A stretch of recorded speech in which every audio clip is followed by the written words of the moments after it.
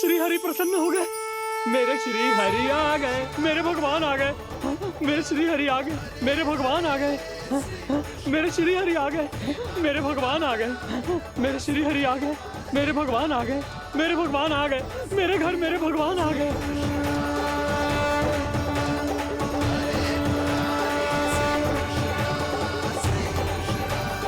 मेरे घर आ गए, मेरे श्री हरि आ गए। हाँ, मेरे श्री हरि आ गए। ये तो बावले थे ही, अब बालकन को भी साथ में मिला लिए। उज्जवल क्या कर रहा है? अरे ठहर जा बोला।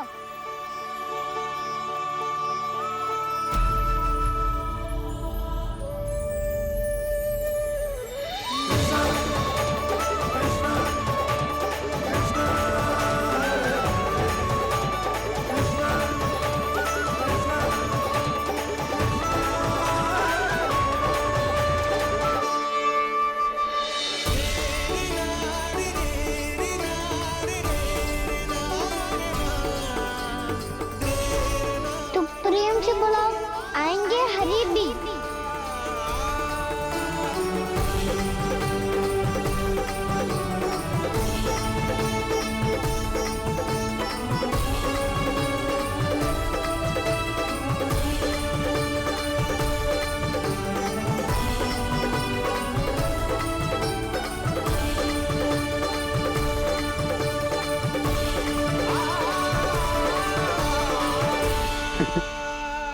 क्या वो गाना? किसकी धुन में झूम रहा तू? निर्मल निशा भक्ति की धुन में।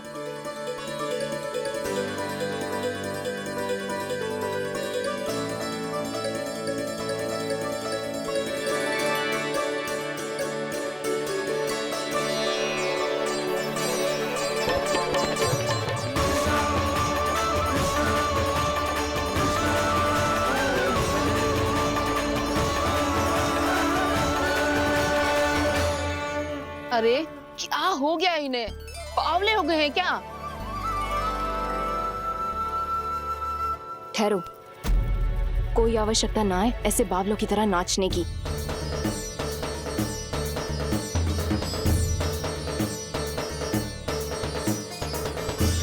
बावले ना है मौसी, भक्ति में रम गए। बस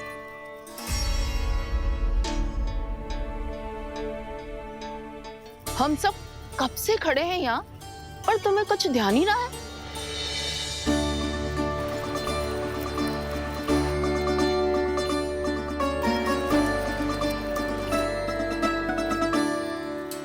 नाच गाने में ऐसे मगन हुए कि हमें देखा भी ना। मुझे नाचते हुए देख मेरे श्री हरि को इतना आनंद आ रहा था कि मैं अपने आप को रोक नहीं सका। और वैसे भी मेरे जन्म का एकमात्र उद्देश्य है श्री हरि की सेवा करना, श्री हरि को प्रसन्न करना। तुम बावले हो भोलाराम, या हमें बावला बना रहे हो? श्री हरि और तुम्हें देख रहे हैं? हाँ, अभी वो यहीं थे, देख रहे थे। भोला काका, आपने भी ना अति कर दी। अब हमें भी बताओ तनी, कहाँ थे श्री हरि?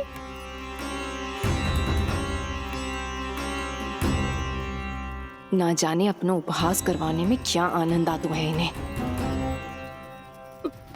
देखो, अब तुम सच मानो या झूठ, लेकिन हमरे श्री हरि यहीं थे, इसी चाक पर अभी। हाँ, लो सुन लो इस मूर्ख की बात। श्री हरि को और कोई स्थान ना मिलो जो इसके मिट्टी के चाक पे आकर बैठेंगे। श्री हरि को और कोई स्थान ना मिलो जो इसके मिट्टी के चाक पे आकर बैठेंगे। श्री हरि को और कोई स्थान ना मिलो जो इसके मिट्टी के चाक पे आकर बैठेंगे। जैसी मैया भैंस ही लल्ला, दोनों का कुछ पता ही ना चलतो। कब किस बात पर प्रसन्न हो जाए और किस बात पर रुष्ट। अरे मैं भला असत्य क्यों बोलूंगा? अभी अभी यही थे श्री हरि। हाँ,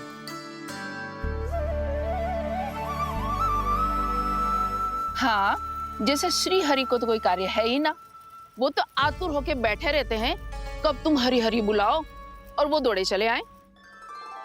भगवान तो भक्तों के पास आने के लिए सदैव आतुर रहते हैं, बल्कि सत्य तो यह है कि भक्तों के मन में ही निवास करते हैं भगवान।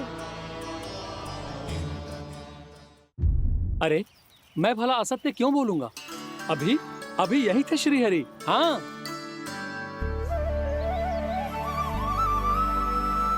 हाँ, जैसे श्री हरि को तो कोई कार्य है ही ना, वो तो आतुर होके बैठे रहते हैं कब तुम हरि हरि बुलाओ और वो दौड़े चले आए।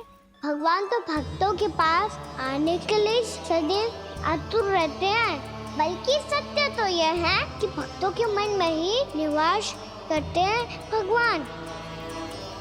भगवान तो भक्त के पास आने के लिए सदैव ही आतुर रहते हैं शंकरी मौसी। बल्कि सच्ची बात तो ये है कि भगवान हमारे मन में ही निवास करते हैं। कम से कम तू तो इसे बढ़ावा मत दे जशोदा। जब देखो जब हरि नाम की रट लगाए रहते है। हरि बोलते बोलते ऐसो बावलो होता है कि सारा कार्य भूल जाता है। 2 दिन से अपनी मटकी के लिए चक्कर काट रही हूँ।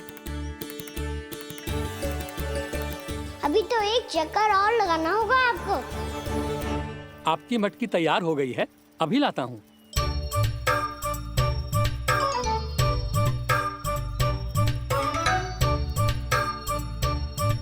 लो जी मटकी।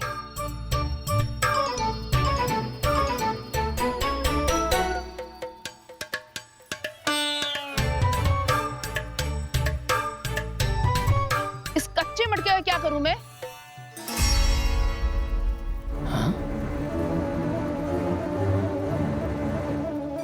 पर इसे तो मैंने भट्टी में पकाया था।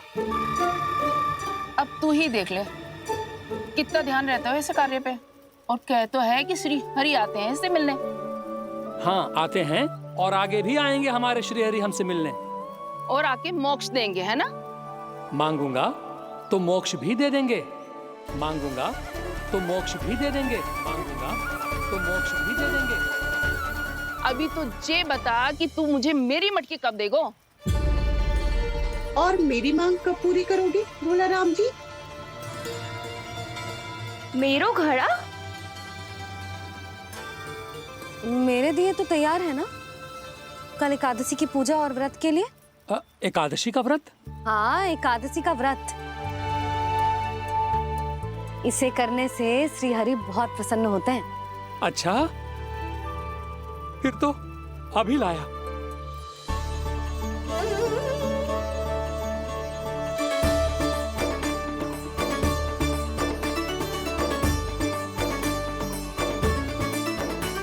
लो जी आपके दिए।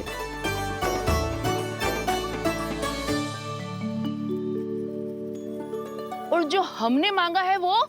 बाकी सब शेष द्वादशी के दिन मिलेगा, क्योंकि कल मैं भी एकादशी का व्रत रखूंगा, क्योंकि कल मैं भी एकादशी का व्रत रखूंगा, क्योंकि कल मैं भी एकादशी का व्रत रखूंगा।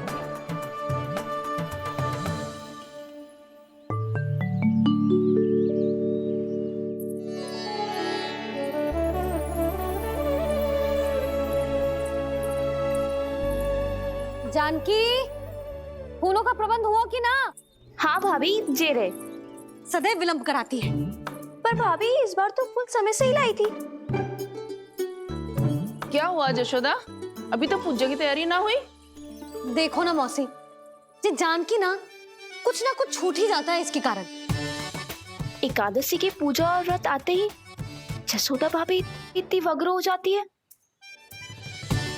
ऐसो क्या होगा इस पूजा में?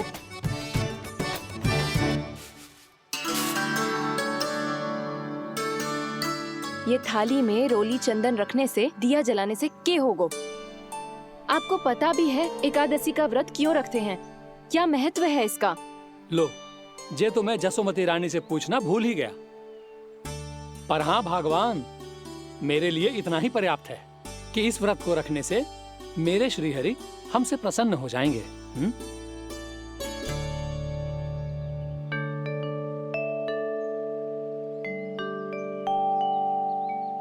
नारायण ही जाने ऐसे कैसे पूजा करते हैं जे श्री हरि की एक मूर्ति तक ना है इनके पास।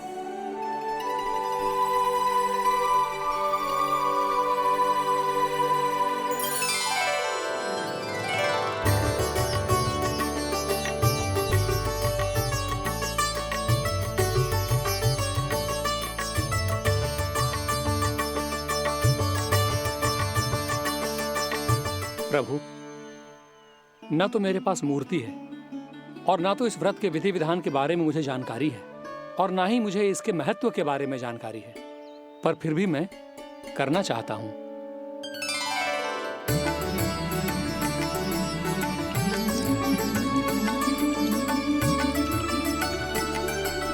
इसीलिए मैं दृढ़ संकल्प लेता हूं, पूरी निष्ठा के साथ, श्रद्धा के साथ और पूरी आस्था के साथ मैं इस व्रत को संपन्न करूंगा।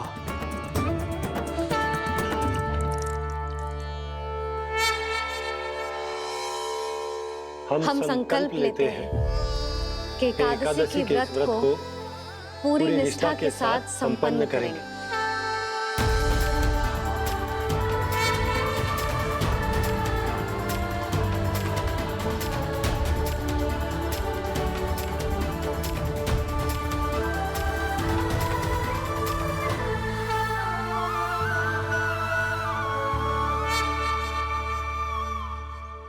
तुलसी जी के पत्ते तो हैं ही ना। श्री नारायण को तुलसी जी के पत्ते के बिना भोग ना चढ़तो है। जानकी, तुलसी के पत्ते कहाँ हैं? भाभी, मैं तो कब से यही पूछना चाह रही थी कि तुलसी के पत्ते लाऊं क्या, पर आप तो व्यस्त थी ना। तुझे कितनी बार समझाओ है ना, यदि तेरे कछु करने से किसी और की कोई हानि ना हो रही हो या किसी के अच्छे कार्य में सहायता हो रही हो तो मुझसे आज्ञा लेने की आवश्यकता ना है। समझ गई भाभी, आगे से जाना उनको। ले अभी लेकर आती हूँ।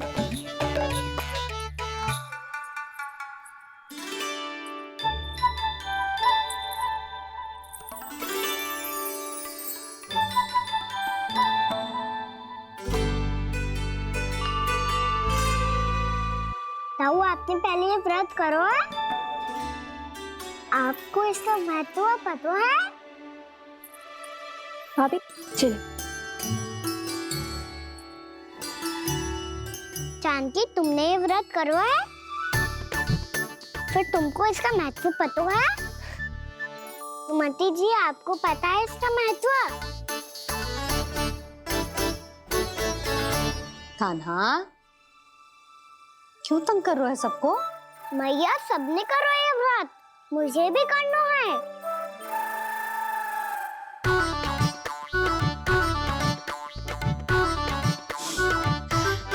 ये व्रत केवल बड़ों के लिए होती है लल्ला। जब आप ये व्रत कर सकती हो, बाबा कर सकते हैं,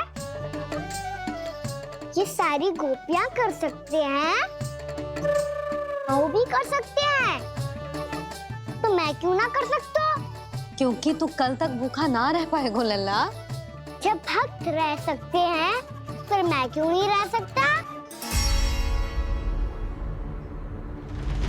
मेरा अर्थ है कि नारायण के भक्त मैया। मैया, मान जाओ ना, मुझे करने दो ना ये व्रत। अपनी लल्ला पे आप विश्वास ना है आपको? विश्वास है। अच्छा ठीक है, तू भी कर ले।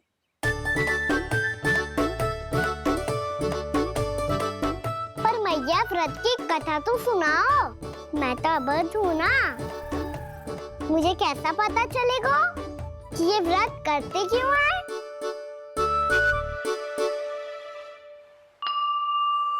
प्रभु, मुझ अबोध को कैसे पता चलेगा कि इस व्रत का क्या विधि विधान होता है और क्यों रखा जाता है और इसका महत्व क्या होता है? मुझे तो आप ही बता सकते हैं प्रभु।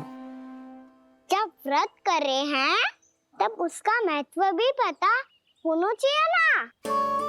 बताओ ना मैया, क्यों रखते एकादशी का व्रत?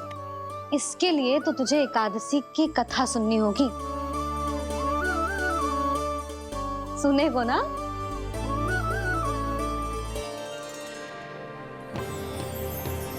वसुदेव सुतं देवं कंसचाणूरमर्दनम् श्रीहरि, यशोदा परमानन्दम्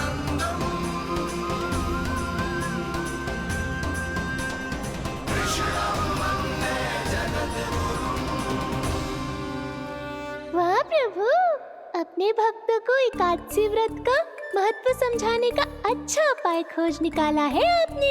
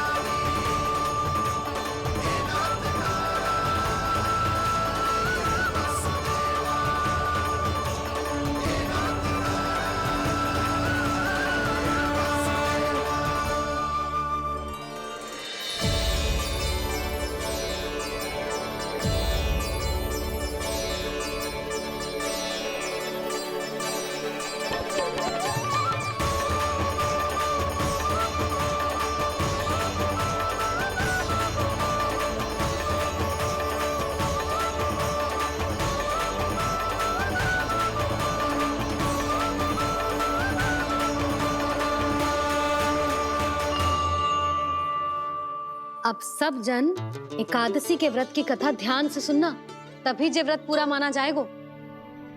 समझो लल्ला?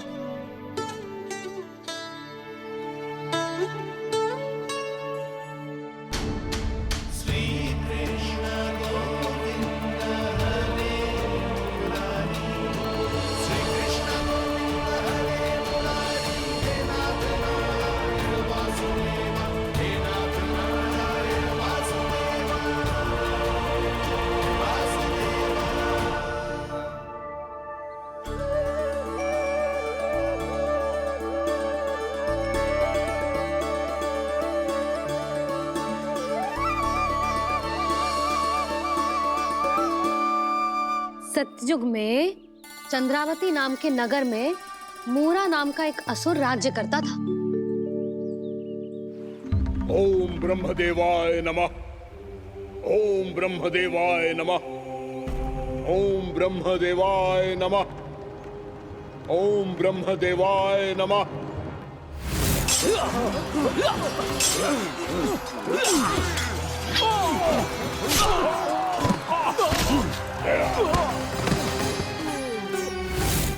ओम ब्रह्मदेवाय नमः।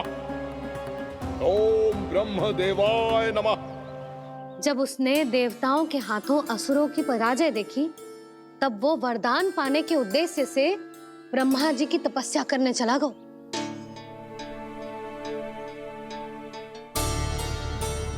शीघ्र ही मूरा की तपस्या सफल हो गई और ब्रह्मदेव जी उससे प्रसन्न हो गए। ओम ब्रह्मदेवाय नमः। ओम ब्रह्मदेवाय नमः। ओम ब्रह्मदेवाय नमः। ओम ब्रह्मदेवाय नमः। ओम ब्रह्मदेवाय नमः। ओम ब्रह्मदेवाय नमः। ओम ब्रह्मदेवाय नमः। ओम ब्रह्मदेवाय नमः। ओम ब्रह्मदेवाय नमः। मूरा, प्रणाम ब्रह्मदेव। तुम्हारी तपस्या सफल हुई। बोलो, तुम्हें क्या वर चाहिए? सृष्टि के रचयिता ब्रह्मदेव, कृपया मुझे ऐसा वरदान दीजिए जिसकी सहायता से मैं त्रिलोकी विजयी बन जाऊं और कोई देवता मुझे पराजित ना कर सके। यहाँ तक कि देवताओं के रक्षक, सृष्टि के संचालक भगवान श्री विष्णु के लिए भी मैं अपराजय रहूं। तथास्तु, तथास्तु, तथास्तु। प्रणाम ब्रह्मदेव।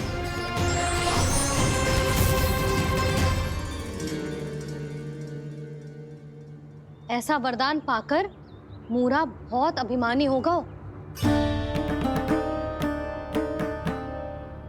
यक्षों, किन्नरों, यहाँ तक कि देवताओं को भी युद्ध के लिए ललकारने लगा, पर किसी ने भी उसकी ललकार को स्वीकार ना करो, क्योंकि सभी उसकी शक्ति से बहुत भयभीत थे और उसके सामने युद्ध किए बिना ही अपनी पराजय स्वीकार करने लगे और फिर दंभ में आके उसने स्वर्ग लोक पर भी आक्रमण कर दिया और देवराज इंद्र तक को चुनौती दे डाली।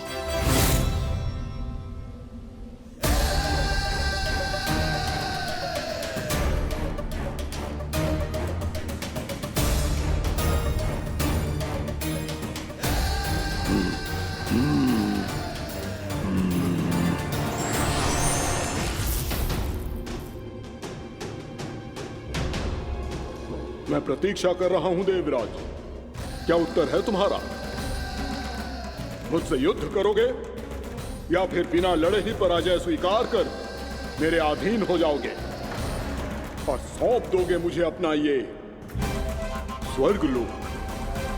सारी शक्ति तुम्हारे मुख में है या कुछ बाहुबल भी है तुम्हारे पास? मैं तुम्हारी चुनौती स्वीकार करता हूं मूरा, मैं तुम्हारी चुनौती स्वीकार करता हूं मूरा।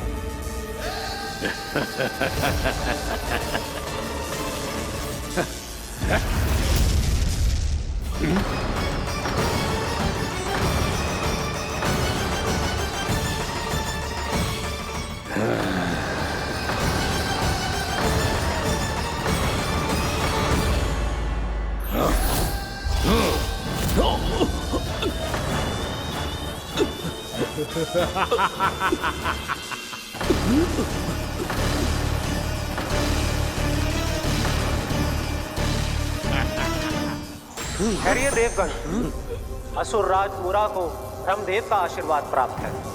आप में से कोई भी इन्हें पराजित नहीं कर पाएगा।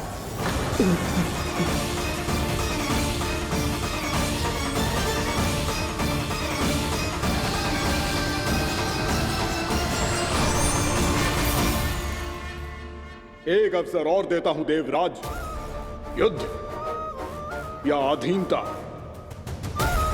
क्या उत्तर है तुम्हारा देवराज?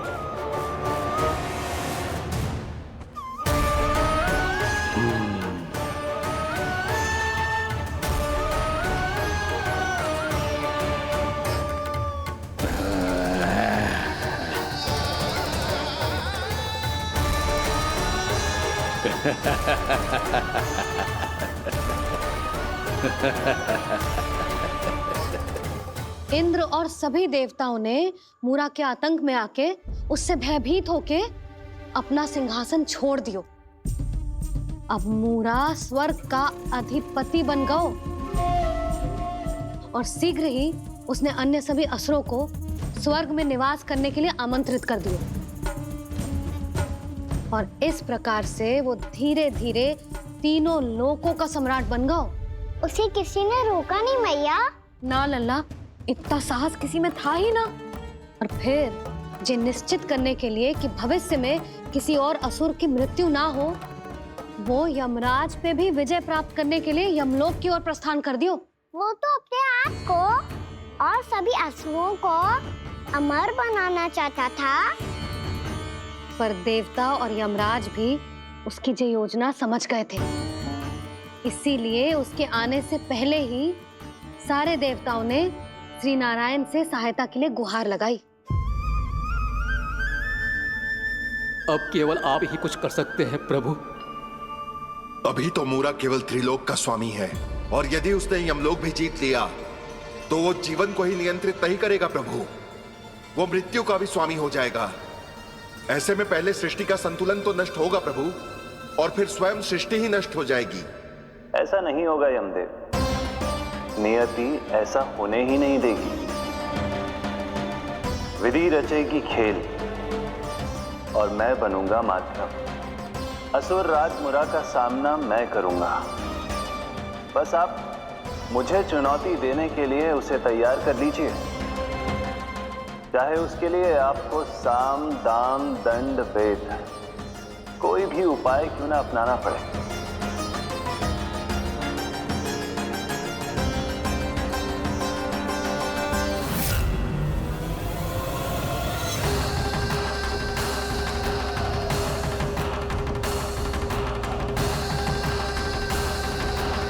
आप तो मेरी प्रतीक्षा में पहले से ही खड़े हैं यमदेव। तब तो आपने मेरी चुनौती के बारे में भी सुना ही होगा। कहिए, क्या उत्तर है आपका? मेरा स्वागत करके अपना राज्य त्यागेंगे या मेरा सामना करके अपने प्राण? असुर राज मुरा का सामना मैं करूंगा। बस आप मुझे चुनौती देने के लिए उसे तैयार कर लीजिए, चाहे उसके लिए आपको साम दाम दंड भेद कोई भी उपाय क्यों ना अपनाना पड़े।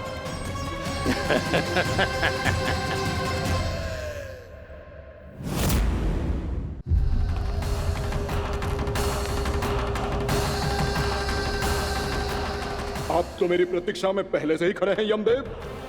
तब तो आपने मेरी चुनौती के बारे में भी सुना ही होगा। कहिए, क्या उत्तर है आपका? मेरा स्वागत करके अपना राज्य त्यागेंगे या मेरा सामना करके अपने प्राण? हे असुर श्रेष्ठ, मैं आपकी अधीनता स्वीकार करने के लिए तैयार हूं। बस एक विनती है मेरी। शर्त को विनती का नाम देकर बहलाना चाहते हो मुझे यमराज? असुर राज मूरा के सामने शर्त रख पाओ, इतना सामर्थ्य नहीं है तुम में। इसका आभास है मुझे असुरराज, पर मैं आपकी अधीनता स्वीकार करूं इससे पहले आपको स्वामी धर्म का पालन करना होगा। मेरे पुराने स्वामी के क्रोध से मेरी रक्षा करनी होगी आपको। कौन है तुम्हारा पुराना स्वामी? भगवान श्री नारायण। और छोटी माँ, मुरासुर को तो श्री नारायण से भी रक्षा का वरदान प्राप्त था ना? यही तो श्री नारायण की लीला थी बलराम। पर वो राक्षस अपने दम में जे समझ ही ना पाओ कि वो क्या भूल करने जा रहे हैं। अब पहुंच गो भगवान श्री नारायण को चुनौती देने के लिए।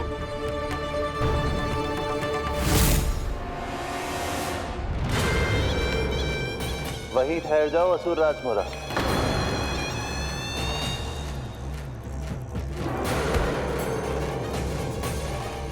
यहां क्यों आए? आपको पराजित करने और ये वैकुंठ जीतने, ताकि मैं यमलोक का स्वामी बन सकूं। फिर आओ, युद्ध भूमि में मेरा सामना करो।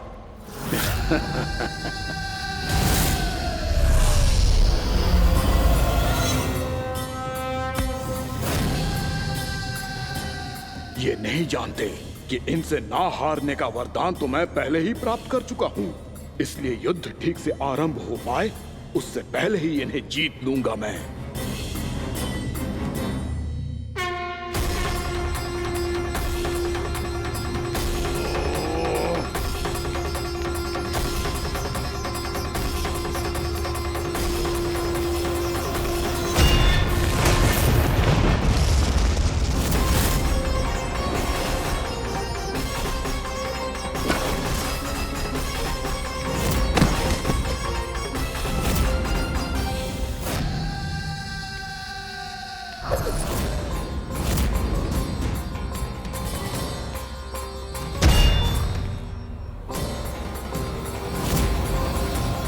और इस प्रकार ये युद्ध वर्षों वर्षों तक चलता रहो।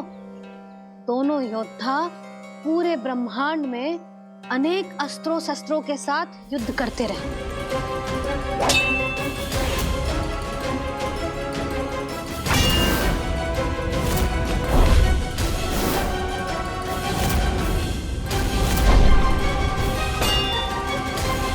फिर क्या हुआ मैया?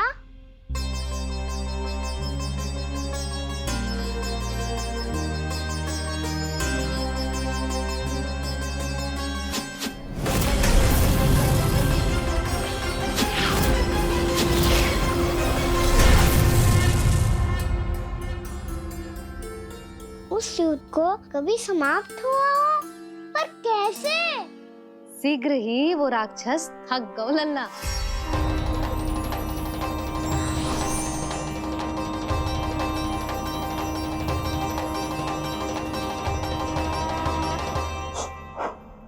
खड़े खड़े देख क्या रहे हैं नारायण? आक्रमण कीजिए,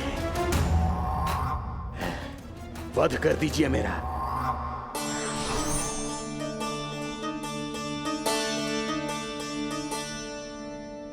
मैं तुम्हारी वीरता से प्रभावित हूं, इसीलिए इतनी थकान की स्थिति में मैं तुम जैसे वीर पर आक्रमण नहीं करूंगा। जाओ, विश्राम करो। यदि फिर से युद्ध करने की इच्छा हो तो तुम्हारा स्वागत होगा।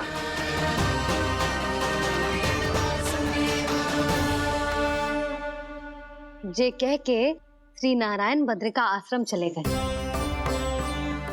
और वहां हिमवत नाम की एक कंदरा में ध्यान लगा के बैठ गए। उधर वो राक्षस विश्राम करने लगो। अनेकों दिन बीत गए और अब वो राक्षस मूरा फिर से स्वस्थ होके बलवान हो गया था। उसने अपनी सारी शक्ति फिर से प्राप्त कर ली थी। श्री नारायण ने उस पर दया करी थी, पर वो फिर से श्री नारायण को छलने को तैयार होगा।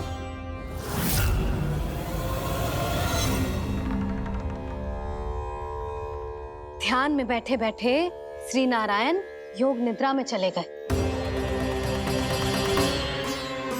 पर दुष्ट मूरा इसी अवसर का लाभ उठा के उनकी कंदरा में घुस आयो ताकि वो सोते हुए श्री नारायण पे आक्रमण कर सके।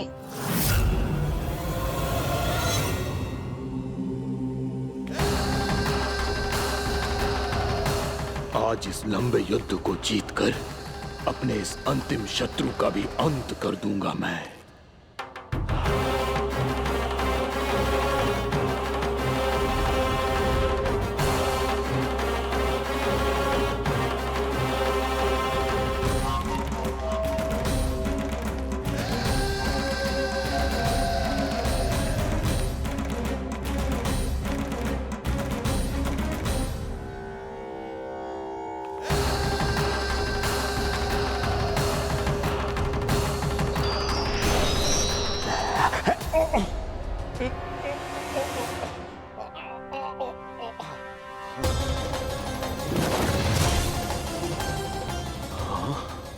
दुष्ट राक्षस,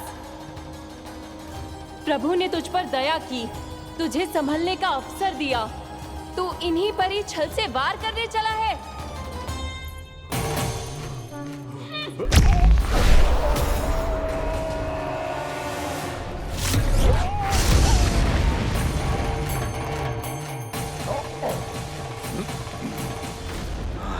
मैं अजय हूँ, मुझे कोई पराजित नहीं कर सकता। ब्रह्मा का वरदान है मुझे। तूने नारायण से अपराजय होने का वरदान मांगा था मूर्ख, उनकी शक्ति से नहीं। ध्यान से देख, मैं तेरी मृत्यु हूँ, मृत्यु।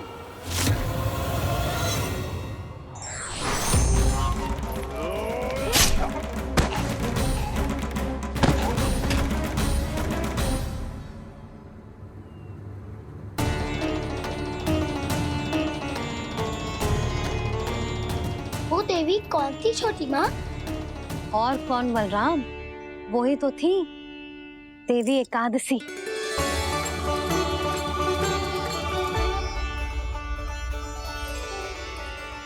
मुझे क्षमा कीजिए प्रभु, आपकी आज्ञा के बिना ही युद्ध करके आपके शत्रु को मृत्यु के घाट उतार दिया। क्षमा नहीं, आपकी तो प्रशंसा होनी चाहिए देवी। असुर राज को मारकर आपने सभी देवताओं को मुक्त करवाया है। इस पापी के अहंकार से तीनों लोकों की रक्षा की है आपने। आप एकादशी की तिथि पर मेरी एकादश इंद्रियों से उत्पन्न हुई हैं। इसीलिए मेरे सभी भक्त आपको उत्पन्न एकादशी के नाम से जानेंगे।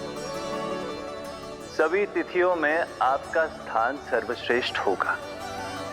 जिस तरह आपने राक्षस के आक्रमण से मेरी रक्षा की है, उसी प्रकार एकादशी के दिन व्रत करके जो भी भक्त आपकी कथा सुनेगा, मैं स्वयं उसकी रक्षा करूंगा।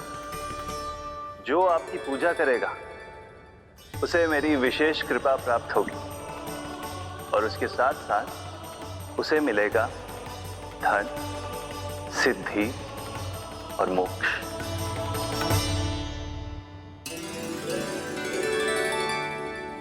इसीलिए आज के दिन व्रत रखने का बहुत अधिक महत्व होता है। बोलो एकादशी मैया की जय। बोलो श्री नारायण भगवान की जय।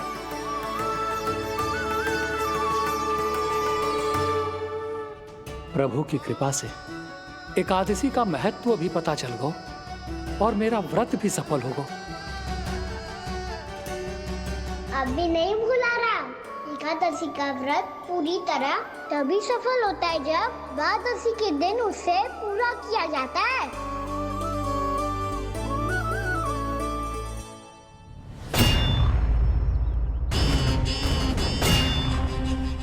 आवश्यक है आपको यह आभास होना कि उस विष्णु अवतार को पराजित करने के लिए आपके साधारण योद्धाओं में वो सामर्थ्य नहीं है।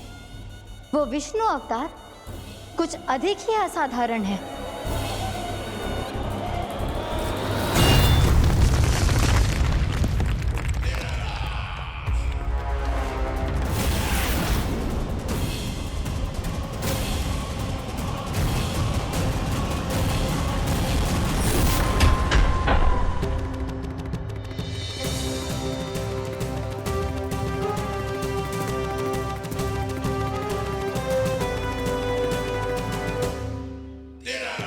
अब मैं दिखाऊंगा उस विष्णु अवतार को असाधारण शत्रु क्या होता है।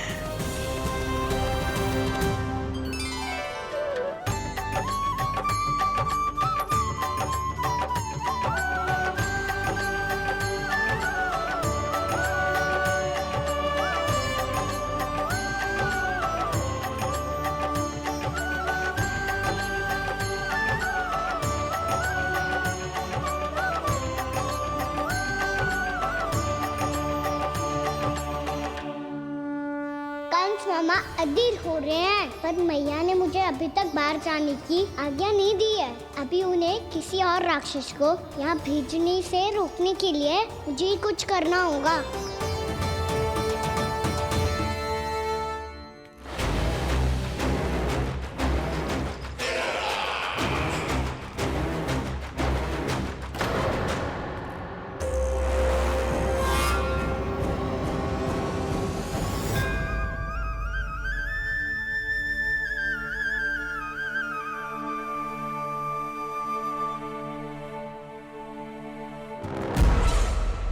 कौन हो तुम?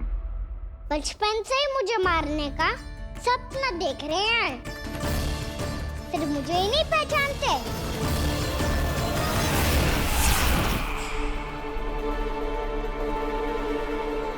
बचपन से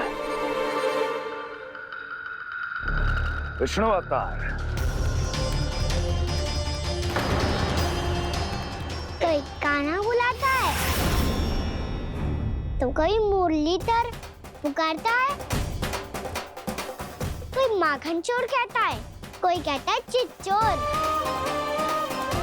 पर विष्णु अवतार इस नाम से तो बस आप ही मुझे बुलाते हो मामा जी।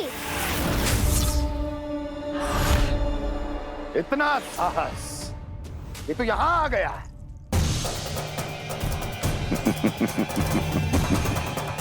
यहाँ आ तो गया तू विष्णु अवतार, किंतु यहाँ से जीवित नहीं जाएगा। तेरे शीश को तेरे धड़ से अलग कर दूंगा मैं।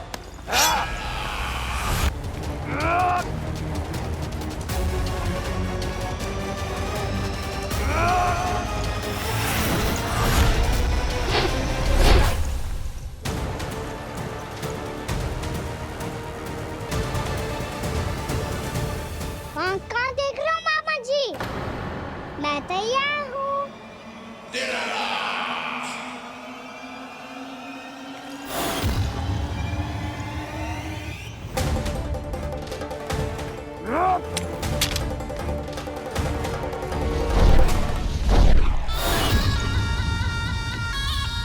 मामा जी, आप सदैव इसी तरह क्रोध में रहते हो क्या?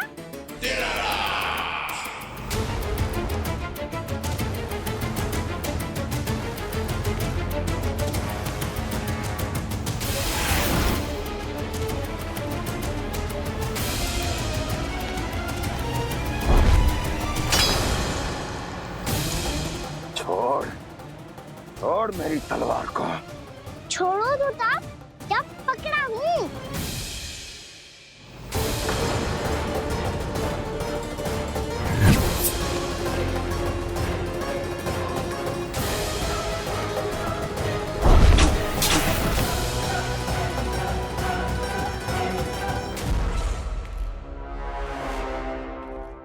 मामा जी,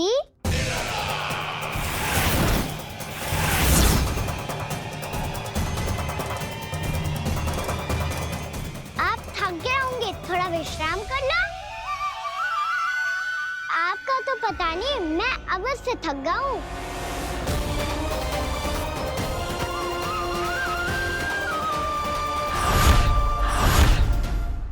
मेरे सिंहासन पर बैठने का तू साहस? अभी तो बस अभ्यास कर रहा था मामा जी। भविष्य में मुझे तो बैठना है यहाँ। आपने बल प्रयोग करके से अपने पिताजी से छीना था। मैं आपसे छीन लूंगा। जो छल और बल से लिया जाए वो अधिक समय तक टिकता नहीं है मामा जी।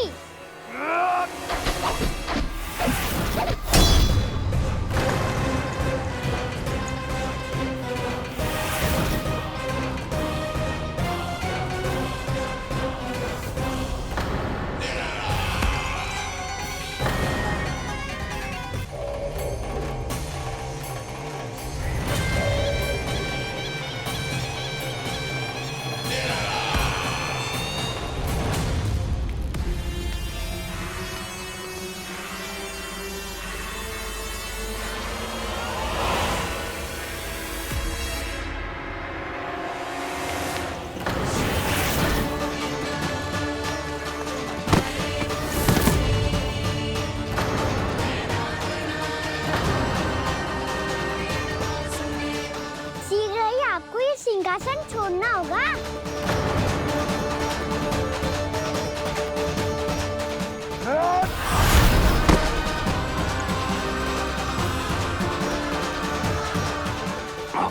वो मेरा सिंहासन छीनना चाहता।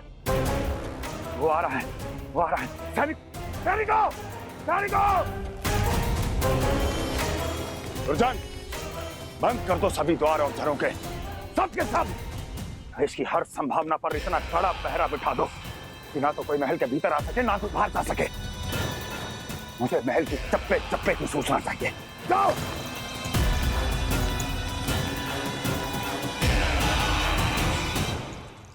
सिंहासन।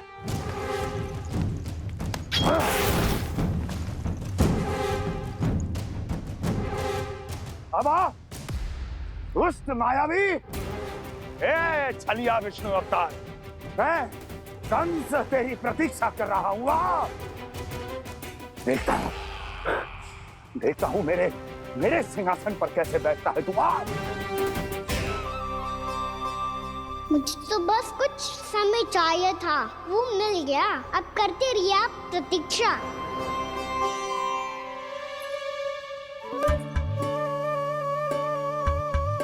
जी अपने आप से बातें क्यों कर रहे हैं जी?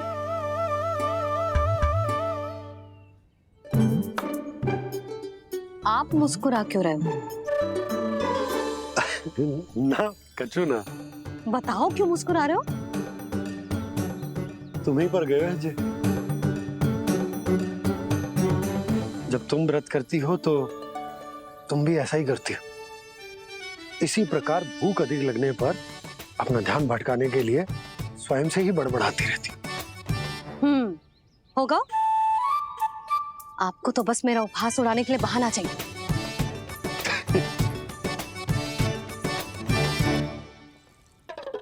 लल्ला, भूख लगी है? ना मैया, व्रत करे तो भूख कैसे लगेगी?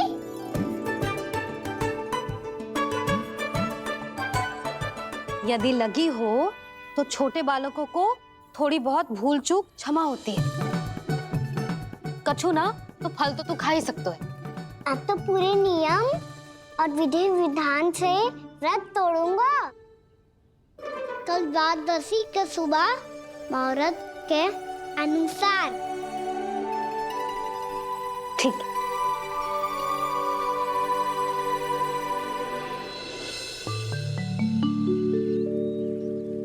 लल्ला, एकादशी समाप्त हो गई है, द्वादशी लग गई है। अब तू व्रत तोड़ सकता है, भोजन कर ले। ले।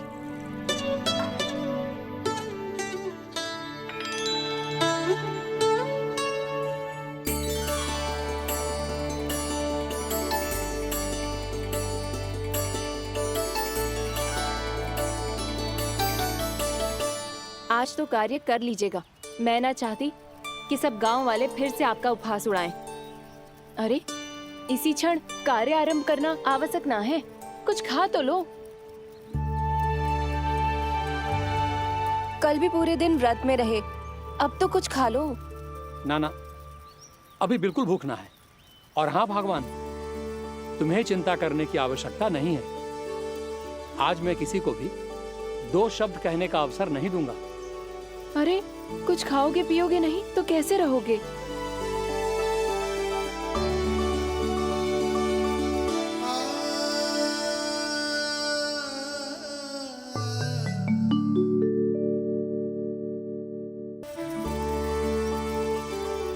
अरे इसी क्षण कार्य आरंभ करना आवश्यक ना है, कुछ खा तो लो। ना ना, अभी बिल्कुल भूख ना है। और हाँ भगवान, तुम्हें चिंता करने की आवश्यकता नहीं है। आज मैं किसी को भी 2 शब्द कहने का अवसर नहीं दूंगा।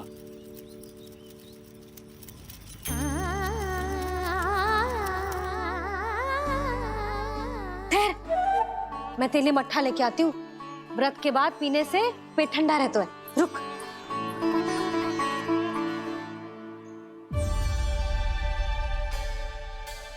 भक्तों ने अभी तक व्रत नहीं तोड़ा है, मैं कैसे तोड़ लूं?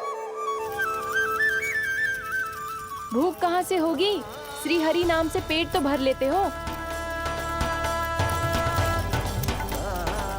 श्री हरि श्री हरि श्री हरि।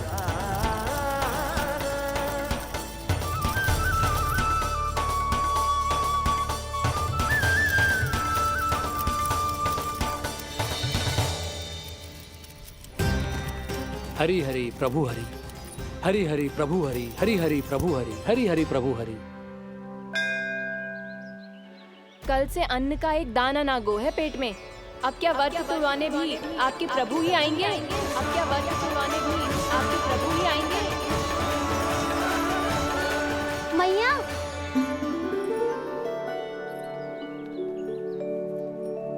मैया पहले व्रत तोड़ के कछु खा तो लो। अभी ना, लौट के आने के बाद। हाँ,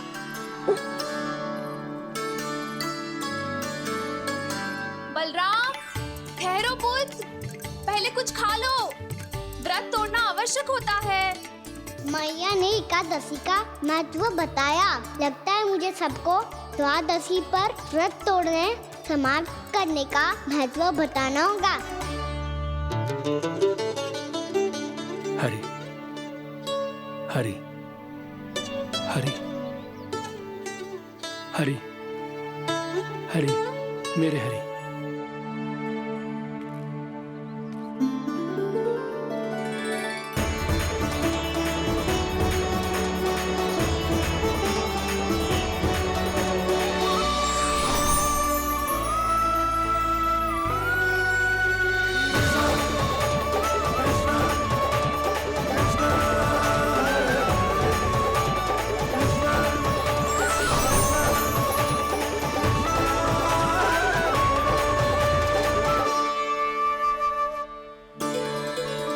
अभी अभी तो मैंने बच्चों की मां को वचन दिया था कि आज किसी को शिकायत करने का अवसर ना दूंगा, और अब मैं प्रभु श्री हरि की कल्पना जसोमती रानी के लल्ला में ही करने लगा। ना ना, ये ठीक ना है।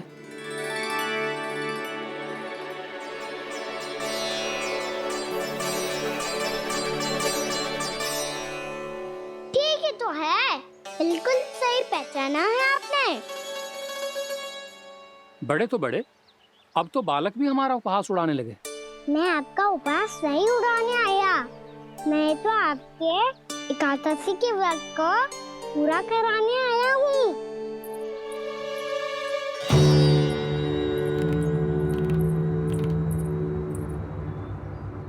कान्हा,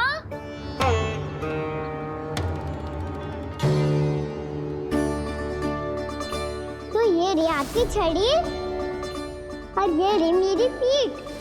सेक बिना ताबड़तोड़। आज तो इसकी पीठ सेक के रहूंगी मैं। मैया घर पे भूखी मुझे ढूंढ रही होगी। लो आज द्वादशी के दिन पहले प्रहर में भोजन करके अपना एकादशी का व्रत पूरा करो आप। धन्यवाद राजकुमार, पर अभी हमें भूख नहीं है। बहुत सारा काम पड़ा है और अभी थोड़ी ही देर में शंकरी बहन भी अपनी मटकी लेने आती होंगी।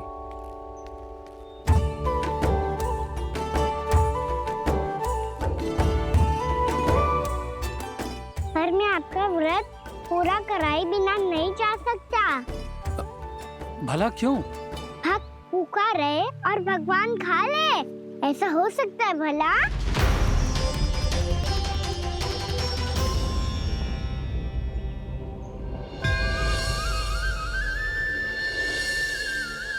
ये कैसा भ्रम हो रहा है मुझे लगता है अपना काम करना चाहिए।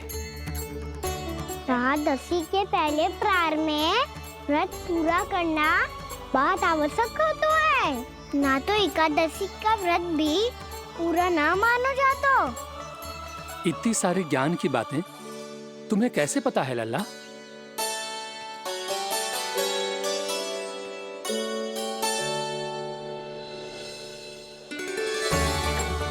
जैसे एकादशी की कथा होती है, वैसे द्वादशी की महिमा भी एक बहुत महत्वपूर्ण कथा है।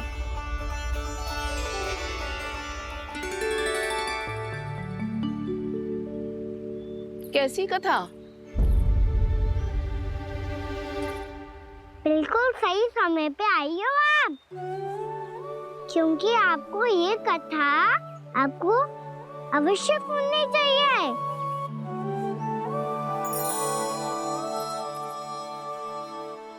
मुझे क्यों?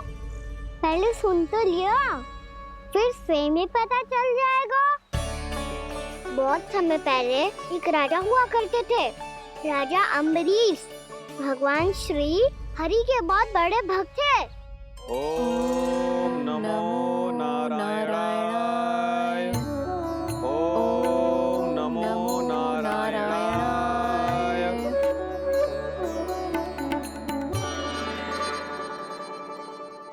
नेक पुण्य के काम करते थे वो। अपनी पत्नी के साथ हरि का नाम जपते रहते थे। उन्होंने 12 माह एकादशी का व्रत करो निर्जल पास किया, और जब उनकी 12वीं एकादशी का व्रत द्वादशी के दिन तोड़ने का समय हुआ, तभी महर्षि दुर्वासा अपनी 100 शिष्यों के साथ उनके महल में पधारे।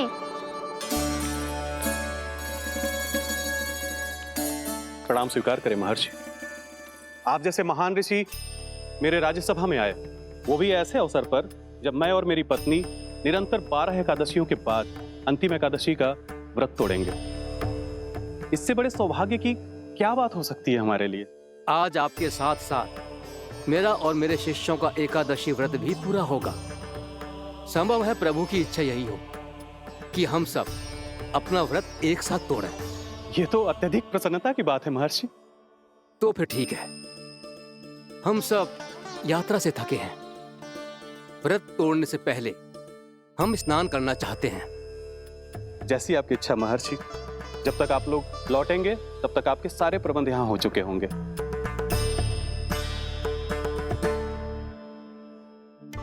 महर्षि दुर्वासा स्नान करने गए थे, पर उन्हें लौटने में विलंब हो रहा था, और इधर द्वादशी पर व्रत पूरा करने का मुहूर्त बीता जा रहा था।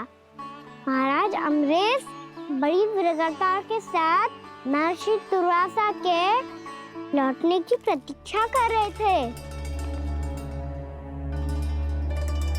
महाराज, व्रत तोड़ने का मुहूर्त बीता जा रहा है, बस कुछ ही समय बचा है। महर्षि और उनके शिष्यों को लौटने में न जाने कितना समय लग जाएगा।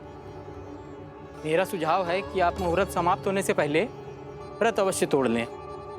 गुरुदेव, हमने महर्षि दुर्वासा को वचन दिया है कि जब तक वो लौटेंगे नहीं तब तक हम व्रत नहीं तोड़ेंगे। इसीलिए मैं उनके लौटने के बाद ही भोजन ग्रहण करूंगा। पर महाराज, मुहूर्त यदि बीत गया और समय रहते हो नहीं आए तो महाराज आपका व्रत पूरा नहीं होगा। महाराज आपको उसका फल नहीं मिलेगा। महाराज 12 एकादशियों का व्रत व्यर्थ चला जाएगा। किंतु गुरुदेव, यदि मैंने भोजन कर लिया तो ये तो अतिथियों का अपमान होगा। आप उचित कह रहे हैं महाराज। भोजन के लिए उनकी प्रतीक्षा अवश्य कीजिए महाराज। पर मुहूर्त रहते हुए एक तुलसी का पत्ता और जल ग्रहण कर लीजिए। इससे आपका व्रत भी पूरा हो जाएगा और अतिथि का मान भी रह जाएगा। आपका सुझाव अच्छा है गुरुदेव।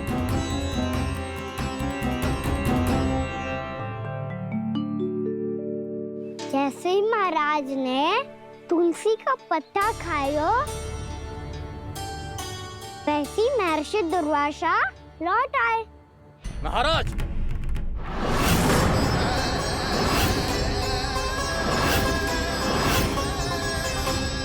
महाराज को उपास तोड़ते देखते बहुत क्रोधित हो गए।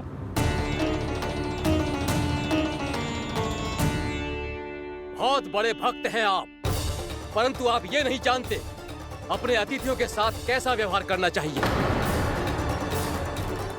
आपने हमें साथ भोजन करने का वचन दिया था, पर अपना व्रत क्यों तोड़ा आपने? महर्षि, मैंने भोजन नहीं ग्रहण किया। कहीं मुहूर्त न निकल जाए इस कारण मैंने एक तुलसी का पत्ता ग्रहण कर लिया। 56 भोग खाया हो या एक पत्ता, अपना व्रत तोड़कर अतिथियों का अपमान किया है, मेरा अपमान किया है। अब आपको दंड भोगना होगा ताकि आप सीख पाएं कि अतिथियों के साथ कैसा व्यवहार होना चाहिए। महर्षि, आप जो भी दंड मुझे देंगे मुझे स्वीकार है, किंतु आप क्रोधित मत होइए। क्रोध का कारण आपने दिया है महाराज। एक महर्षि का अपमान करके राक्षसी प्रवृत्ति का परिचय दिया है आपने। इसीलिए अब एक राक्षसी आपको दंड देगी।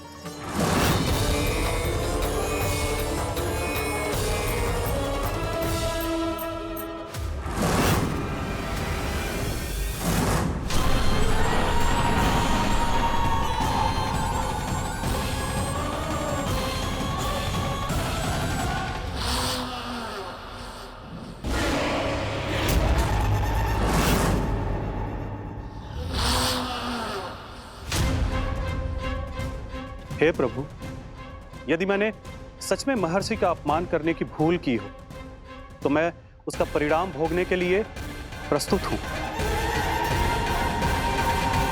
ओम नमो नारायणाय, ओम नमो नारायणाय नमः।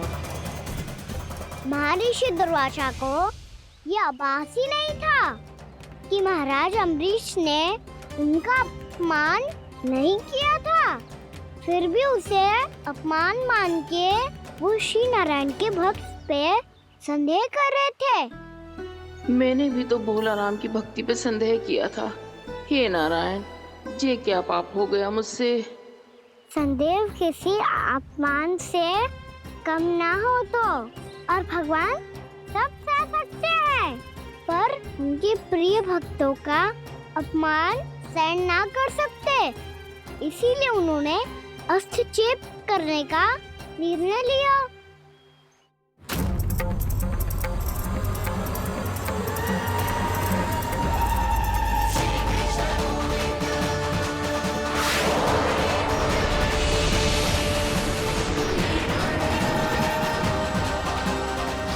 ओम नमो नारायणाय।